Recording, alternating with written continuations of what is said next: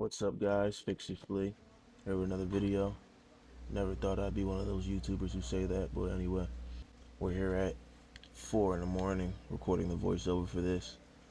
Uh, we'll be going over how to do a stabilizer link, or a what do they also call it? A sway bar link. Yeah, also called a sway bar link. It could be a hard challenge when it comes to getting it off. That nut can be a hard challenge. The way in the back it just keeps free spinning. So I'm about to tell you how I go about getting them off. So first I go about putting the car on the lift. If you don't have a lift, it'd be fine. Of course, you could just use a jack, just anything to get it in the air.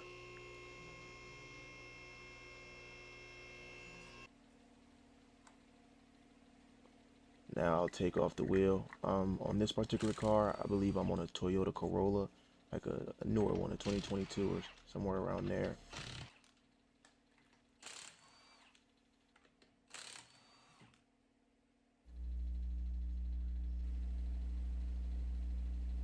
Take the wheel off, put it to the side, and here we have it. So of course I feel play. The first step is I free up the actual nut from any corrosion by gunning it, and as you see, I take a pry bar and I put the pry bar behind the sway bar and pry against it with the strut. Now I want you to notice how I literally just took the pry bar, because this is actually my first time trying this method. Typically I would put a vice grip, like you know how there's of course there's the nut, and technically there's like the bolt that protrudes out of the sway bar link. I used to just put a vice grip behind there and hope that it will grip it, and that would just take forever.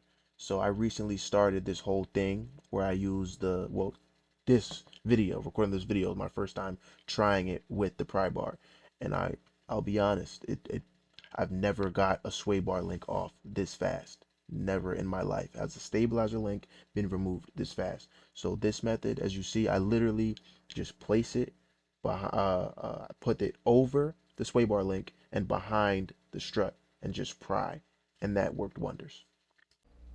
And I just gun it off. Now with the pry bar, what I'm doing is I'm basically holding it down so that there's no room for it to free spin in the back, because the actual nut itself, it will just free spin.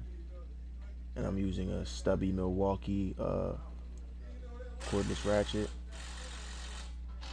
I just keep prying. As you see, it took a whole lot of strength to finally knock it free. A whole lot of strength with the pry bar. Now getting the bottom off, I pried. Well, I had a coworker pry down the same way I did with the pry bar, but in this time, in this situation, I'm prying it downward to make it so that it can't free spin. And you see, he's putting a little muscle into that. Now you may need a second person, but if you're able to, with one arm, pry it downward, you see in the very end, I was able to do it myself. So I pry with one arm, and with the other arm, I just ratchet it off. Well, in this case, wrench it off.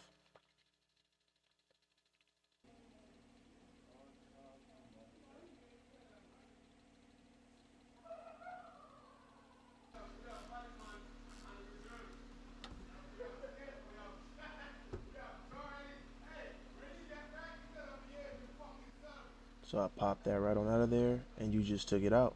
Now it's time to put it back in.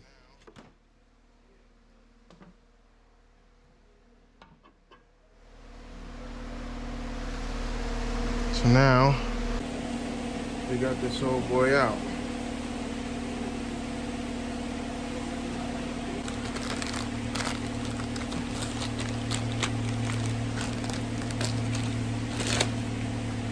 Now you may notice this has threads that you could put a wrench around.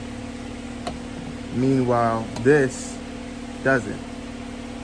So the only way to get this off is through leverage, bending it, whatever, prying on it, sometimes a vice grip around it, sometimes. Now we'll put on these grease fittings.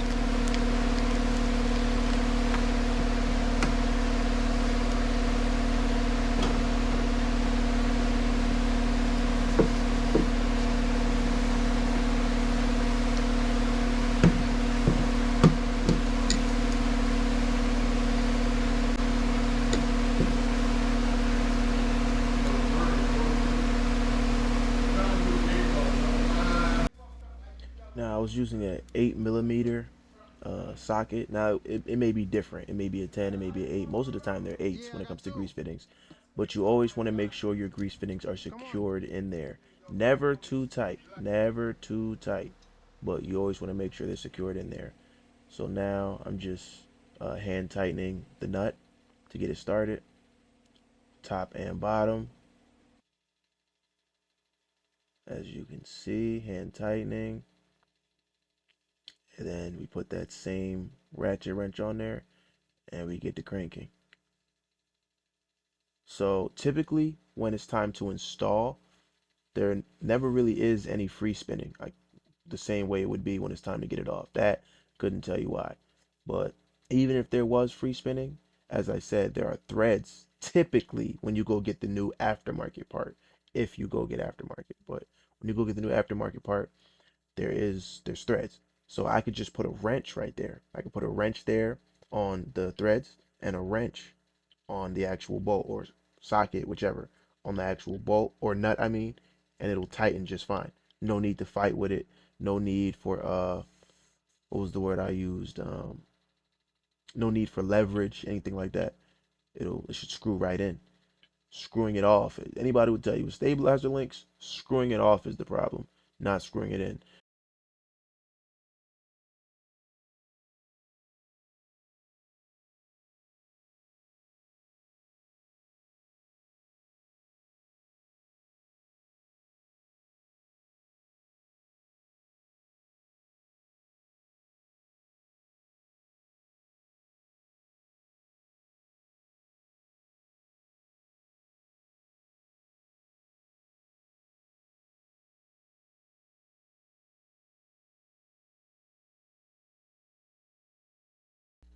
That's pretty much the end of it. So now, of course, you just put the wheel back on, and it's a job well done. So thank you for tuning in. Like, subscribe, share, all that good stuff. Thank you so much. Let's get me to 1,000 subscribers, please, and thank you. Love you. Mwah.